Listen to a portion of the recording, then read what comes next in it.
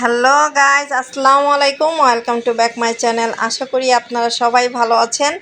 আমি সুইটি আজ আপনাদের সাথে শেয়ার করব রূপচাঁদা মাছ ভুনা। তো রূপচাঁদা মাছটি আমি খুবই ইজি করে আপনাদের রান্না করে দেখাচ্ছি, যাতে আপনারাও খুব ইজিভাবে রান্নাটি করতে পারেন।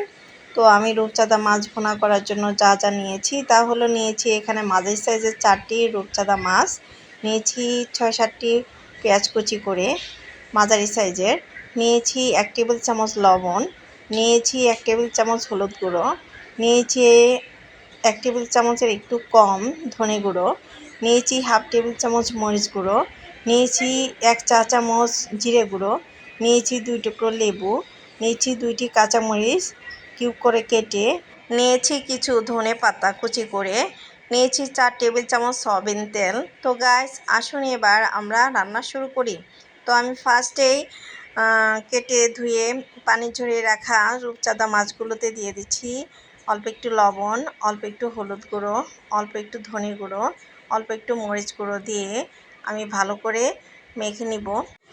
গাইস, আমি এখানে 2 টুকরো লেবুর রস দিয়ে মাছ মেখে নিচ্ছি। তো আপনারা ইচ্ছে করলে নাও দিতে পারেন, আমার কাছে ভালো লাগে তাই আমি দিচ্ছি।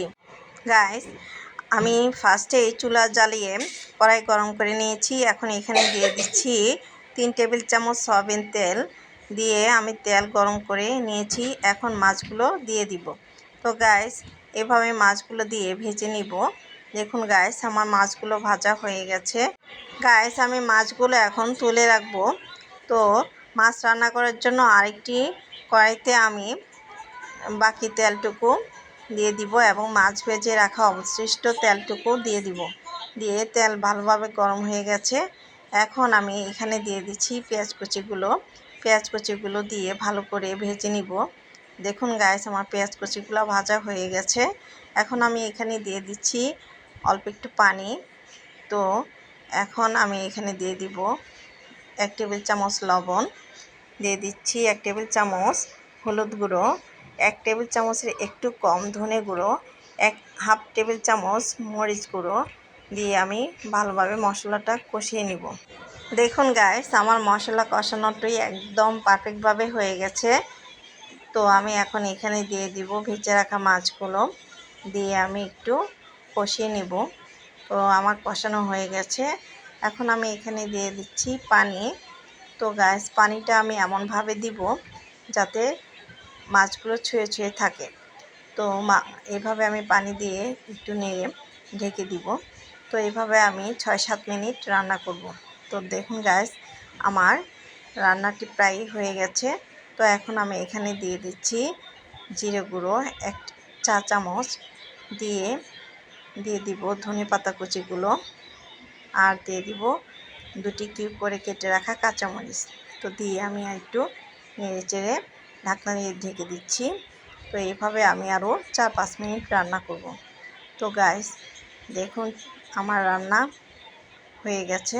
তো আমি এখন লবণ ঝাল দেখে নিব। তো গাইস, আপনারা এখানে আপনাদের পছন্দ মতো লবণ ঝাল অ্যাড করতে পারেন। তো গাইস, দেখুন আমার রূপচাঁদা মাছ ভুনাটি পারফেক্টভাবে হয়ে গেছে। এখন আমি এটি সার্ভ করে নিব। দেখুন গাইস, আমি সার্ভ করে নিয়েছি।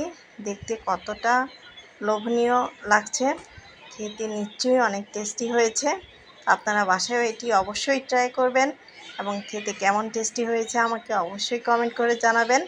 তো আমার চ্যানেলটিতে এরকম আরও ভালো ভিডিও পেতে আমার চ্যানেলটিকে অবশ্যই লাইক, শেয়ার, কমেন্ট, সাবস্ক্রাইব করে আমাদের পাশে থাকবেন।